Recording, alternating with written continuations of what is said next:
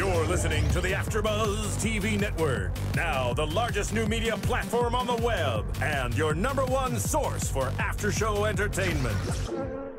Very good, Keith. Johnson.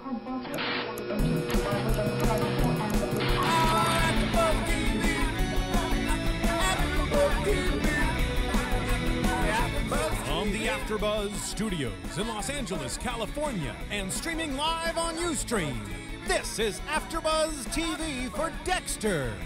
We'll break down tonight's episode and get you all the latest Dexter news and gossip.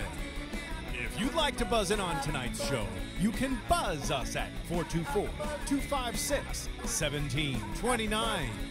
That's 424-256-1729. And now, picking up where the show leaves off and the buzz continues, it's AFTERBUZZ TV for Dexter. Hello, it is AFTERBUZZ TV for Dexter. I'm Steve Bottomley, and I'm being joined with Princess Kristen Snyder. It changes every week. The beautiful Diva, Kristen Snyder. I want to be more badass than that. Oh, really? The badass Kristen Snyder. That's better. We'll start wearing like leather jackets and stuff. Oh, we'll get some print. We'll get a tat. Done. Yeah. Get a Dexter tat.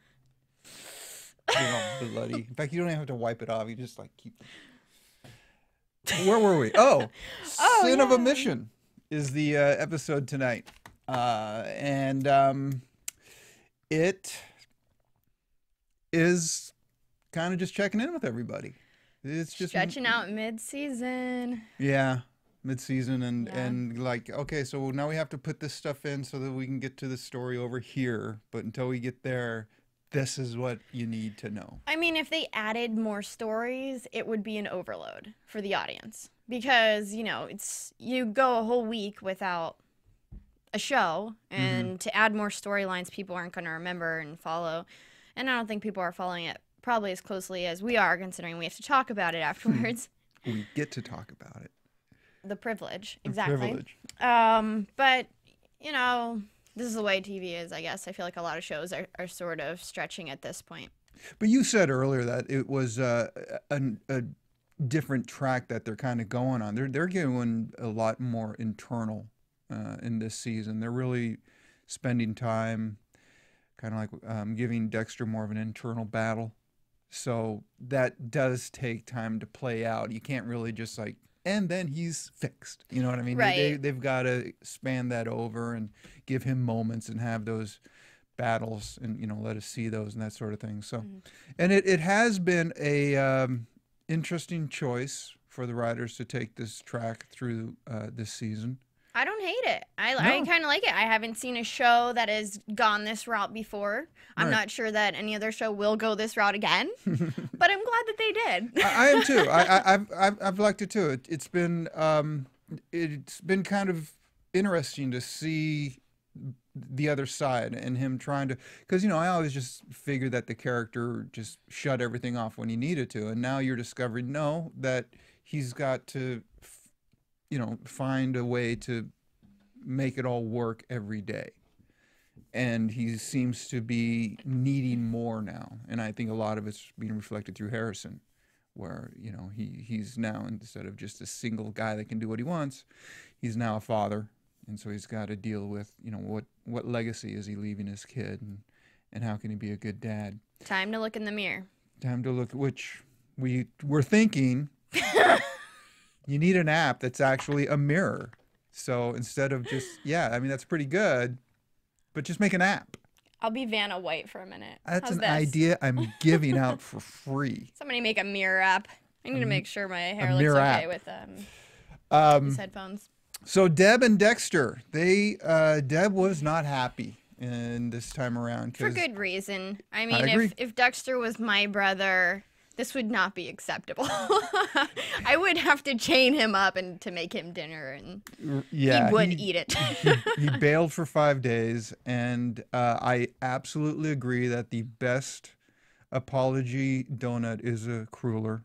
A chocolate cruller. That's what they suggested. Absolutely. And what did I say when they're showing the donuts? Hey, that's my favorite donut. And then they said... So are you telling me a lot of people apologize to you? Is that how you get all these rulers? Is that why it's become a favorite for you? I just pretend that they slighted me and I make them guilt into giving me a French cruller. Chocolate.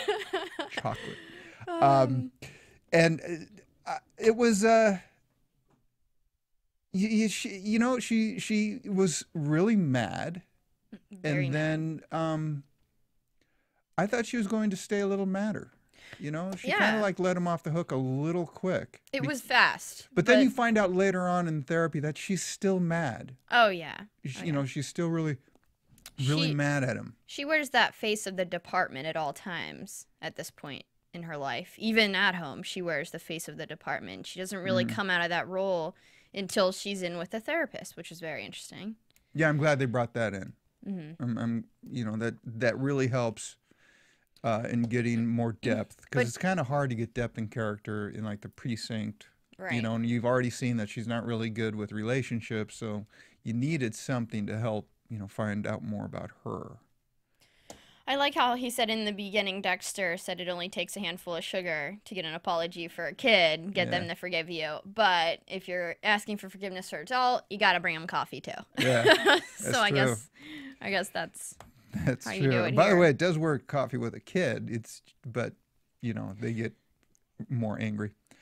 I've never tried that. Don't give your kids coffee. Don't listen to this guy. Don't listen to me. I don't know what I'm doing. You know, and while she was in the therapist talking about Dex, it seemed to me like she needs her father's acceptance through Dexter. She can't obviously get it from him anymore, and she keeps looking to Dexter for that, which I think is interesting because Dexter is still talking to their father. So you know what? I think the father is Dexter's therapist. Really. And so now Deb is going to this therapist that was recommended through the department, but she's decided to keep seeing her because it's her only outlet. And they're doing the same thing. Exactly. They're listening and just repeating back in a different form of what you're thinking. I really liked what the therapist said to Deb, though. There's no room in the relationship for his needs, and so maybe he goes elsewhere. It sure sounded like when she was talking about, you know, how she relates to Dexter, like they were a married couple. Were they married in real life at one point? Yes. Oh, okay. But didn't it seem like, you know, it just kind of like, well, I don't know. It just seemed to me like it was... I mean, their relationship off screen clearly comes through the lens of the television show. I agree. Because it does not seem like a brother-sister relationship, even when they're arguing, even when they're together, not together. It seems a little closer than that. I agree with that, too. So that chemistry off screen has definitely transformed their relationship on screen. But maybe that's part of the fact that, you know, they lost their parents when they were young. Oh, absolutely. And so, you know, they only had each other. And, you know, she's... Deb, the character, is doing the best she can, but she's really fallen apart as the lieutenant, I think. She's, you know, panicking on the crime scene, you know, and she's got her detective saying, don't worry, we'll take care of it, you know. She kind of like, go do something that's not dangerous now. When they found the latest tableau, she was kind of frantic and just losing it a bit. Well, she had good reason to. I mean, they had pinned her card that she gave to Lisa, Travis's sister, Gellar. Right, I agree. Pinned it on the body. I agree that the card was pinned to the body, but as a lieutenant, I'm thinking, you know, maybe you want to just, you know, by example, not freak. I mean, absolutely, it was not professional to freak. However, I can see how upset she was because she could have saved this woman's life, is how she's looking at it, I'm sure. And she thinks that she's dead now because she talked to her. And I don't think that's why she's dead. I think, I'm not going to say what I think yet. We'll save that. But yeah, that goes into predictions. Not predictions, but more the religious theme and Gellar and Travis, who we think killed his sister. But yeah, we'll get into that later. But more with Deb, she was upset that Dexter went to talk to Jonah the whole way in Nebraska instead of coming to her. Yeah, and Dexter obviously can't tell her the truth, which is, you know, again, his burden. Why do you think he's not, though? Not telling her the truth? Do you think that Deb would not understand it all and just be, like, thrown back? Because she even says to the therapist, I don't keep secrets from Dexter. You know, he's the one with all the secrets. He doesn't tell me anything. How do you think she would feel? I think even if she said, you're my brother, and, you know, I will just not take action on this, he knows that it would cause irreparable damage. Right. And so he can't, because it's family and there's nothing else he has, even though he's got Harrison. But, I mean, but she is a detective and lieutenant. How does she not have some instinct that says there's something up with my brother? Yeah. That's a really good point. Unless she's not that great a detective. And or she did have some trouble, thing, you know, I mean, she was dating a serial killer at one point, and she didn't pick up on that either, so. What's that thing where it's, you know, right under your nose, you'll never see it. Exactly. And that's can't really probably blame what's her. going on. Right, and then she finds the pen from the Shady Lane Hotel, and that's how she realized that Dexter had gone there. Why he took that pen to work, I don't know. Well, yeah, it was just in the bag. And so that was an unfortunate coincidence that he happened to have that pen in the bag. Right. You know, and I've noticed on the season there's more of those unfortunate coincidences in this than you know, having it just kind of go from A to B to C. It kind of like goes, okay, we need to get to C, so we'll just jump over there real quick with this one little thing. Throw that in there. Yeah. I mean, I liked that the pen returned. I'm not gonna lie, a little cheap, but I liked it. And he just turns down his sister anytime she wants to hang out. She asked him before, you know, can we talk tonight? No, we can't talk tonight. So then later she just shows up and starts making dinner. And I really thought that Dexter was just going to be like, okay, now I have to stay. Because she had already cut up all those vegetables. Hey, guys. Would you guys like to take a caller? Absolutely. Yes. Love to take a caller. Please. All right, caller, you're on the line. What's your name? Where are you from? Mary, Sherman Oaks. Absolutely. What's your name? She said Mary. Oh, I thought she said may I or Mary. Is it Mary or? Mary. Oh, hi, Mary. Where are you from? Sherman Oaks. Okay, you know what I thought you said? I thought you said, may I share my notes? So, I think I need a headphone check. Hi, Mary from Sherman Oaks. What would you like to add? I missed the part of AfterBuzz because I'm having trouble with my computer, but I was wondering, when Dexter went to see the priest, Father Galloway or whatever. Galway? Galway, yeah. Galloway. Was he looking for forgiveness, or I didn't get what was it? I love that part. I think at the beginning he was thinking, this guy's crazy and I have no useful information here. And then I think something clicked in his head said, this guy's crazy. I can say anything I want. Because if you remember, the only time he can be himself is when he's at the kill table. And I think this was one of the first moments where he could actually just talk and not be in that instance and kind of try out this light thing that Brother Sam has been talking about. What do you think, Kristen? I mean, Mary, that's a great question. You know, I think he was looking for forgiveness, and why he tells this guy, Father Galloway, his sins, I think, is because he knows this guy's crazy, and he's not going to tell anybody that he has murdered people. And he's probably going to forget. I mean, in the moment when Dexter is confessing to Father Galloway, Father Galloway is actually, like, steps away for a minute, gets distracted, and he's like, where were we? And then Dexter was like, confession.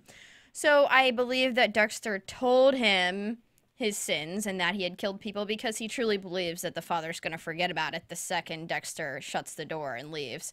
And, you know, he was forgiven. He told him he broke the speed limit a few times, lied to his sister, and that he also killed a lot of people. I happened to kill a few people. Did you see that scene, Mary, or was there a problem with?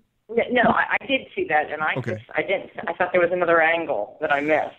Well, I'm curious. What did you think when the father offered up absolution? Did you think a part of that reached Dexter? Did you think he felt a little lightness? I think he was hoping.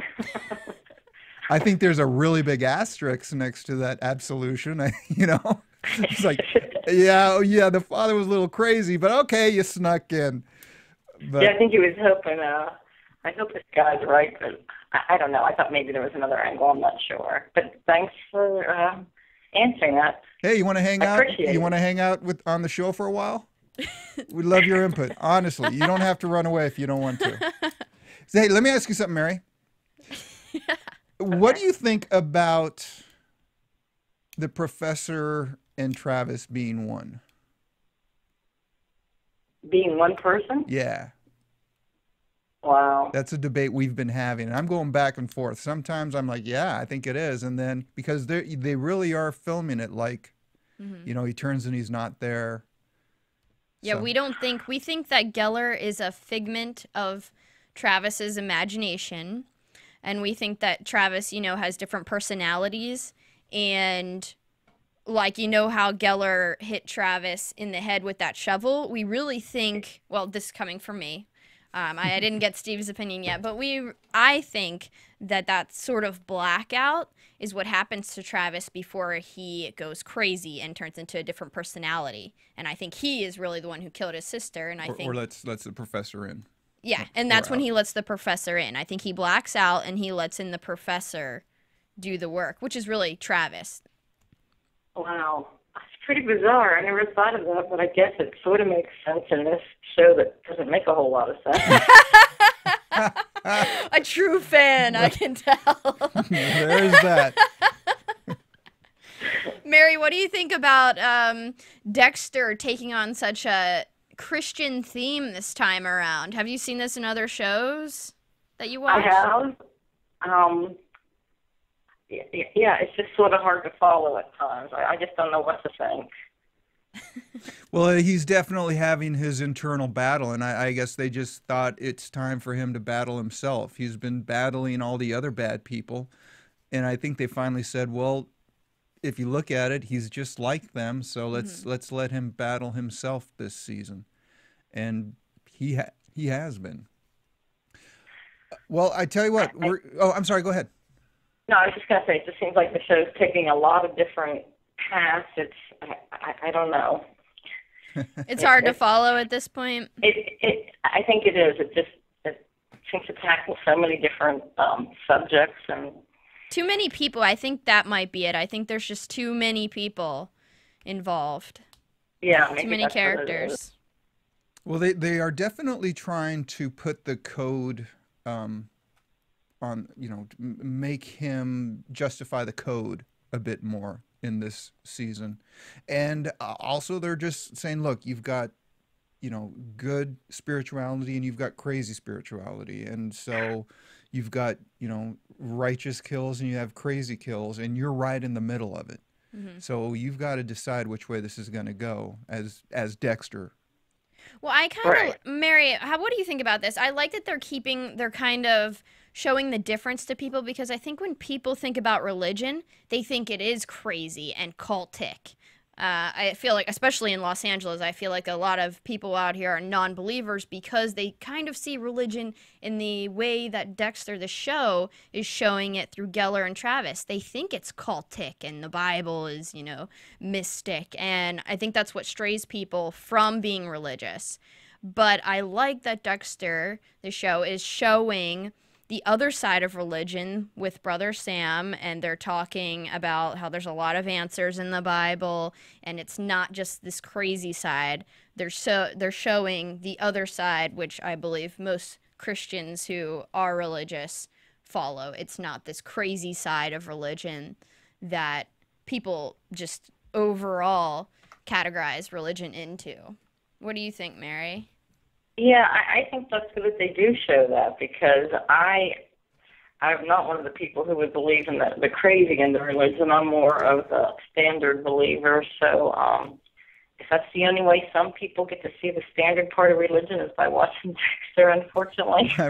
They get their spirituality by watching Dexter. It is Sunday, Mary. Did you go to church today? That's the quintessential Hollywood way to get your spirituality. Watch a serial killer. Oh. Okay. Oh, It I works. hope not. But No, I really think it is. yes, I did go to church. Oh, good. Okay. It is I think what they're doing is just saying, look, there is spirituality, and there are good things that you can find in that, but then if you go overboard, there is this. And yeah, but that's the same in everything. That's the same in politics. That's the same, even in medicine. You're gonna, and I think they're doing a really interesting thing by putting him right in the middle, and being able to show both sides of it and having that struggle, which I think, honestly, a lot of people have that struggle. I think a lot of people, to go to your point, I think a lot of people are spiritual, but get nervous about having to go and pay and having to have somebody else say that they're okay, and having to go through the ceremonial aspect of just saying, but I thought we were all okay until we screw up. And that's kind of what Dexter is having to deal with as well. Is that so? Well, thanks for calling in, Mary. I hope you join us again next Sunday and the Sunday after that. You brought a new element to the show, and I really liked it. Hey, it was nice talking to both of you. Thank you. Thank you. Bye. Bye. Bye. Mary from Sherman Oaks. By the way, that's what she said. Mary from Sherman Oaks, not may I share my notes. We all got that stuff. First time around. Oh, awesome. I'm so glad we have a caller. Sea fans, it's so much fun. And easy to do. And if you wanted to do that, you call 424-256-1729. We do want to hear what you think about the show, because this season is really kind of wide open on what they've been doing and where they've been taking Dexter. Much like religion. Nebraska. And even if you guys are, listening to this after the fact in one of the archives, they tape every Sunday at 8 o'clock. So that's Pacific Standard Time. If you're not by a computer, just call in 424-256-1729, and you'll be able to hear them right on the line, and you can jump in on the conversation and listen to yourself later on the archives if you can't watch live. But if you definitely caught Dexter, make sure you jump in. That's 8:15-ish, right after the show. Whenever Princess is ready to go on air, then we go on air. We just, After the hairdresser's done with my hair and makeup, and my stylist has picked out my shirt. We touched on, actually, let's chat about the rest of the crew. I'm ready. At the precinct. So you want to go into the case, the heroin case? Yeah. So Jessica Morris. She ODs. She did. But not quite. She ODs and then hits her head and then gets some CPR or CCR. Sorry, 3 people are going to get that joke and they're not even listening, so I apologize. Steve Bottomley, everybody. I am funny in here. That joke killed. Wow. But no, that's a dirty crime scene, because LaGuerta knows what's up, and she's obviously covering for somebody. Can I ask you a question? Sure. How necessary was that phone call that she made after talking to Deb? I mean, I think it was pretty obvious to everyone she was pulling for someone. That was kind of just like the nail in the coffin. Well, that was the nail, and then to make sure, they actually got a rivet gun out and hit it with, "No, you have nothing to worry about." It's like, hey, why don't you do like Skype so we can see who it is? Exactly. Okay. Yeah, I agree. Come on, writers. Well, what audience are you writing for? Yeah, she's definitely covering for somebody, and it's going to be somebody big. You saw the hotel room. You saw, it was swanky. It was a blonde hooker, so that meant he had money. Right. And evidently not good quality heroin. because it killed her, unless it was really good and she wasn't used to it. So, someone we know? Someone we don't know? I don't think we know her. But, you know, that's very interesting. I mean, who she's covering up for? You don't think we know the guy LaGuerta? LaGuerta is covering up for? No, I don't think we do, and I don't think it's ever going to come up again. Really? No. There's been a lot of time for that one beat to not say, oh, it was this. Do you think she's really worried about her numbers, though? Or do you think that was just a smokescreen? Smokescreen. Yeah? Yeah, coming at you. She seemed pretty sincere when she was talking about it. Well, it makes sense. They're obviously worried about their numbers. 19% closing rate? Is that what she said? 19? 1-9? Yeah. Wow. Let's go to Miami and go on a crime spree. That's really low. Well, I don't know if that's low to the average across the nation. Yeah, who knows? But here's the thing. They don't really... I don't feel like when you see an overdose or when cops see an overdose, they really go after who provided the drugs to convict them of involuntary manslaughter. Unless you're Michael Jackson. Right. Unless you're somebody like that. Yeah. You know, there was a lot of things on that beat of this episode that I just went, wow, everybody really got kind of like non-professional, and it was really turning a blind eye. I'm sure that happens. Yeah, well, I guess.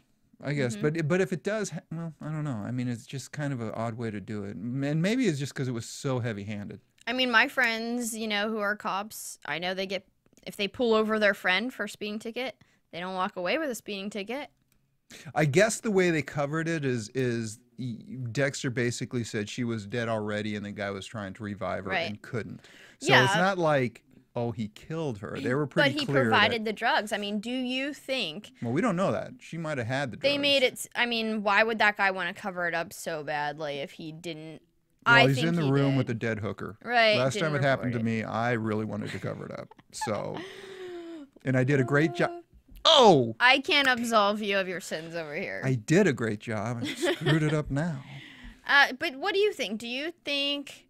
we've seen it in the news a lot now with different stars overdosing on drugs. Do you think that the person who gives them the drugs, sells it to them, if they die, do you think the person who handed over the drugs are responsible for their life and that's involuntary manslaughter? Well, I mean, get ready, Jesse, because the calls may be coming in now.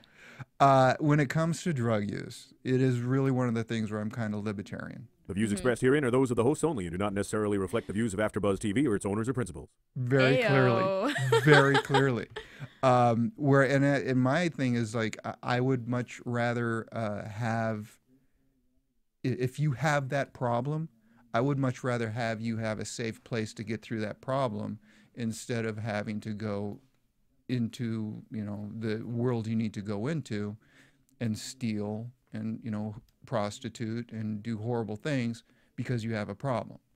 So I'm probably not the person to ask, because my answer would be, if you broke the law, you have to pay for it, but I don't agree with that law. I think drug use is a problem and needs to be treated, not prosecuted.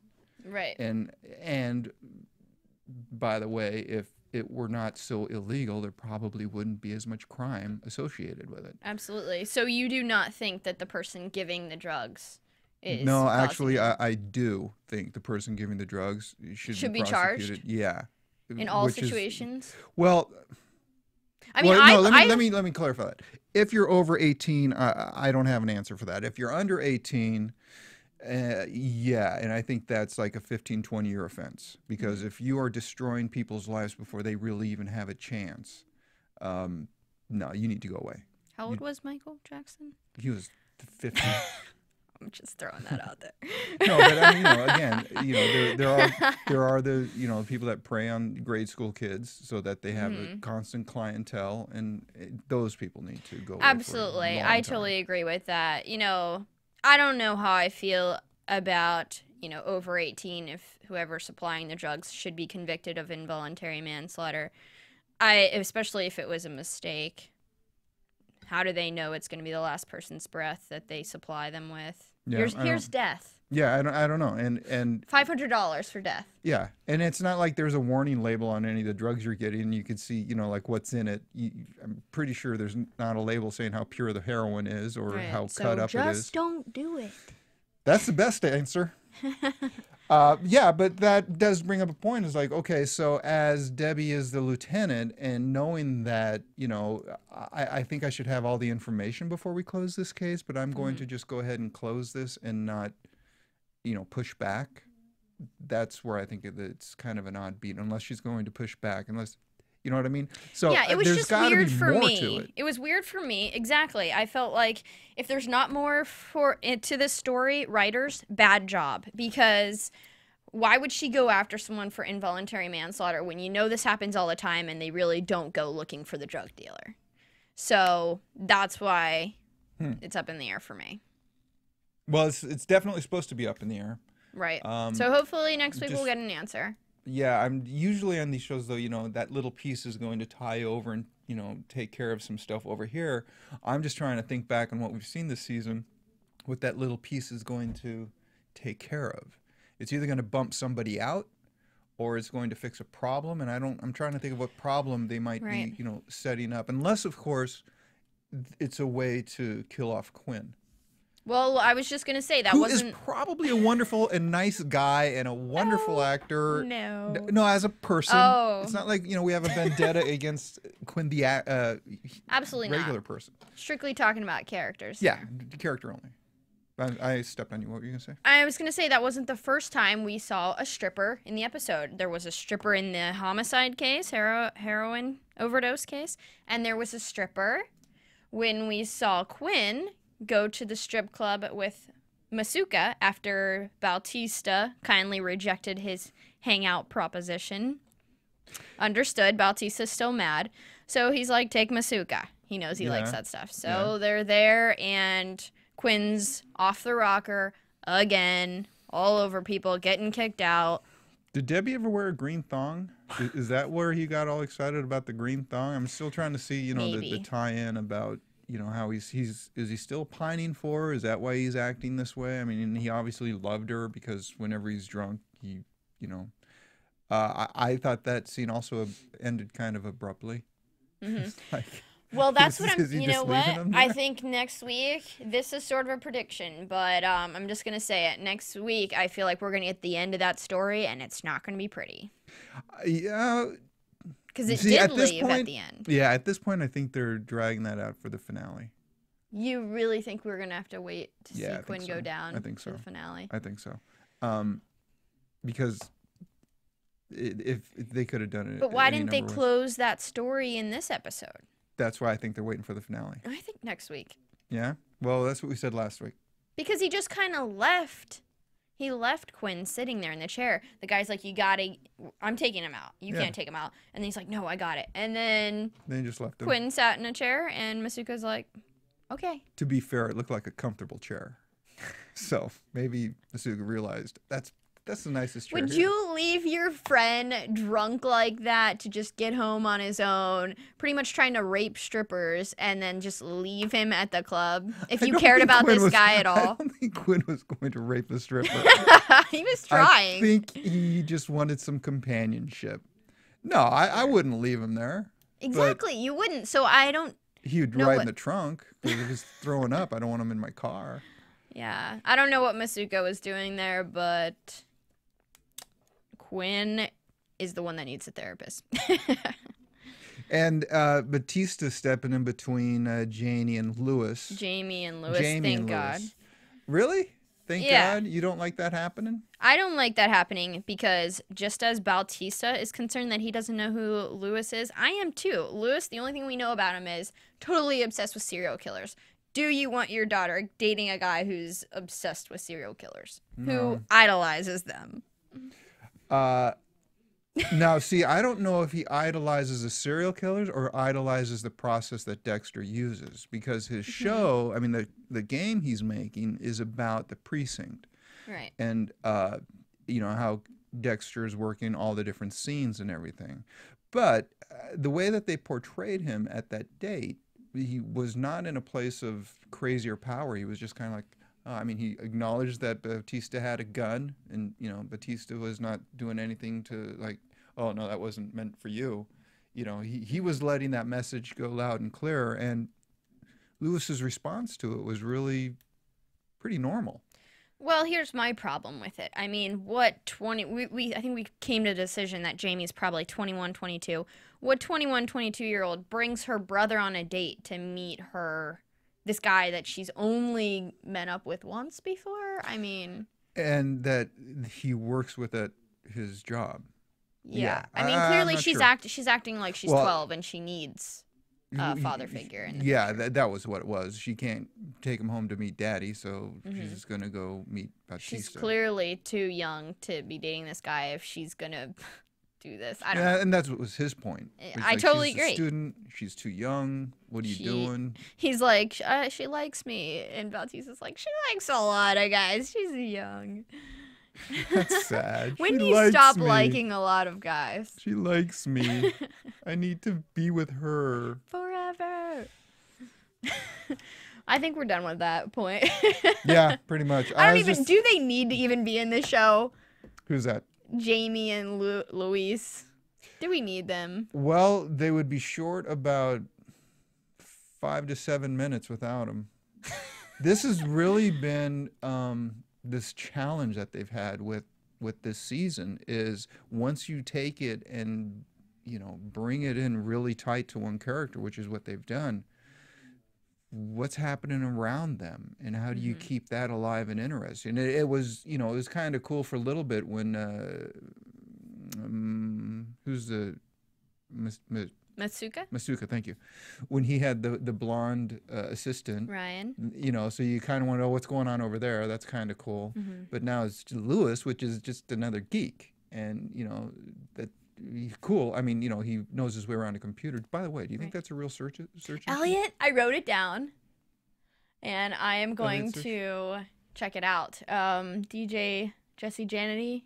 Can you maybe check that out for us? Elliot, see if that's a search engine, a real thing. What is it called? Elliot Search or Elliot? I think he just said it's called Elliot, and it's like Google, but it doesn't have like all the advertisements and extra stuff. And it does some sort of algorithm. I remember that part. You would. Yeah, it's an algorithm.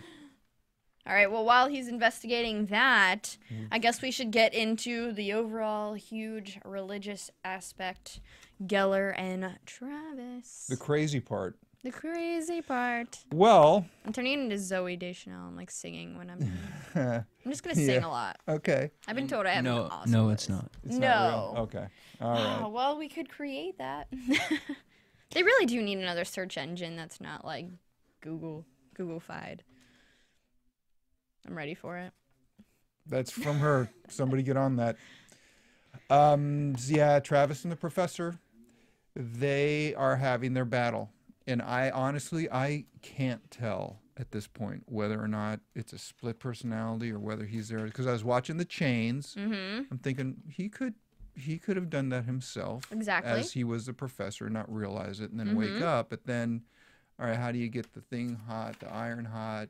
Unless, did that really happen? Or was that just in his mind? Because he seemed pretty okay, when Dexter showed up. When you get a burn like that, you're kind of like, get something for this. This is killing me. But, he didn't seem to have any reaction when Dexter was there that he was just burned. He's totally into self-mortification. That's part of the craziness. And like I said when we were talking to Mary, with the whole Gellar knocking him out with the shovel right as he's going to tell his sister Lisa she needs to go to friends. I mean, come on. That's like him blacking out to let in Gellar. That takes over him, and then he kills her sister. That was the other thing. I didn't understand why he was waiting on the side of the building. All creepy and whatnot. Yeah, waiting around a corner for his sister. To come out. Come on, Lisa. Yeah. Come on, Lisa. Hello, Yeah. you're a creepy serial killer. You don't know Pretty it. much. Because I was thinking, just go in. It's a class of kids. Why would he be waiting on the corner for his sister, hiding to come out, unless he was really Gellar and he was just going to kill her? And again, the professor shows up when he's at his sister's house and nobody seems to notice. And so... We never see him coming, by the way. No. He has always just magically appeared. Yep. So yeah, it may be, but then you know I mean, I'd really have to take a look, you know, and break it down and take, you know, a hard look about how they're phrasing things and what they're saying and stuff. It's a done deal in my mind. Well, they have 2 more episodes, right? Oh no, they have more than that. They have No, like 4 more. The finale's the 18th. Yeah. And so There's one next week. I think there's only 2 or 3. I'm feeling like 4. Jesse, do you know how many episodes are Jesse, left? Jenny, we need some research. If the finale's on the 18th? I believe it's 3 more, but I'll check. 3 Okay. more. Okay. 3 or 4. Yeah, I don't know, but I think they're gonna make it stretch, and I think it's all Travis. And Gellar says, "I bet your sister would look lovely in red." Yeah. And I told that there was foreshadowing, Yeah. and I think that was just in his mind, obviously. And He we was didn't thinking find that. out. Well, the 4 only more. 4 more? Oh, Quinn's going to be around Told for a while. you. Quinn's going to be around for a while. No, come Wow. on. If they want people to keep watching this till the end, they need to do something, because the last episode needs to be all about Travis, Gellar, religious theme, getting killed. They need to kill off Quinn like next week so that we can see Deb dealing with it, and that can be another episode. He gets killed, then Deb deals with it, and then something like the hurrah right before the climax, right before the last episode. That would make sense. You know, I wonder if the dead hooker in the hotel room is going to be a setup for another kill for Dexter. We have 4 episodes left, so they could absolutely, you know, he could find something in that and track to somebody. Did Dexter kill anyone other than, I guess, episode 1, he killed that guy from his high school reunion, but then as soon as Brother Sam came in, I feel like he only really Nick. killed Nick. I feel like that's it, though. Really? Well, what about Ronnie Cox? Are you talking about that guy? That Is that the one from his high school reunion? believe that that was was episode the older guy that Ronnie he Cox. he kept his teeth. He Oh, went the to Tooth storage- Fairy. Yeah, the Tooth Fairy killer. Okay, You so got I guess he's him. had like 3 kills. I just feel like his kill rate has gone down. Absolutely on this season, Mm-hmm. it really has, and bummer. Right. Oh, you know what? The other thing that they're not really utilizing as much is the rest of his skills. You know, he's very athletic, and he's very, you know, he's got almost some of these superhuman sort of or superpower sort of, you know, skills that usually come into play when he's trying to better the bad guy. And again, we're not seeing very much of that. It's all Bible now. It's all. I mean, we even see spiritual. him picking up the Bible. He goes to Brother Sam's funeral, Dexter does, and they ask, who here can say Brother Sam changed their life? And he goes, Tries to raise his hand, can't do it. I don't want everyone to say it, Yeah. but I'm pretty sure. Really? Because I was thinking he was. was thinking, actually, he hasn't. You know, so you saw it one way, like, I don't want everyone to see, and I saw it as, I can't really do that, honestly, so I'm not going to. So, interesting. I don't know. But he receives Brother Sam's bloody Bible. Yes, he does. And what does he do with it? He finds a door to Travis. Right. By using the sin of omission. I thought that was great, that they use the Bible from the spirituality to break through the crazy part. He's told that if you have a problem, no matter what it is, the answer's in the Bible. So Dexter picks up the Bible and starts reading it and looking for answers. And he comes across the Bible verse. And Dexter's now reciting Bible verses. He is. Anyone who knows the good but doesn't do it is sinning, the sin of omission. That was James, right? Yes. So then he confronts Travis about this, and he says, is it possible that Brother Sam has passed the light on to me, and now I've passed it on to Travis? It's possible. So now he's like a But little we're not going to know for another 4 here. episodes if any of that light was shining Right. through. Okay, well, it is time for a break. And then when we come back... Well, since we're actually running a little bit behind schedule, we're going to go straight into... predictions. Cool. All Okay. right. No break for you guys The today. timer was broken in the studio. Oh, yeah. It's stuck on 25. I thought we were still always at 25. Predictions. Okay, well here's my prediction, and I already kind of said it anyway. But I think the dead hooker in the hotel room, I think is going to somehow get Dexter back to a kill table, somehow, and because there's nothing else going on, and if the writers don't understand that that's such a huge part of this show, that that's why a lot of people tune in, then they need to go watch season 1 again. So that's my prediction. Well, my prediction, once again, is that Gellar doesn't really exist because, as we see in the end here, Dexter runs in on, Travis doing his little self-mortification with the burns. And if Gellar doesn't have a problem killing and he knows the cops are onto him and here's his chance to kill the guy that's onto him, Gellar, who kills everyone, why do you run away if you do exist? I mean, I think Dexter's chasing a ghost. And it's only a matter of time until he realizes it. I think Quinn's gonna be found dead in the next episode since we kind of saw him at that moment of not himself. He let himself go. He's drunk and and his friend has left him at the strip club. He has been set up for disaster. How's he getting home?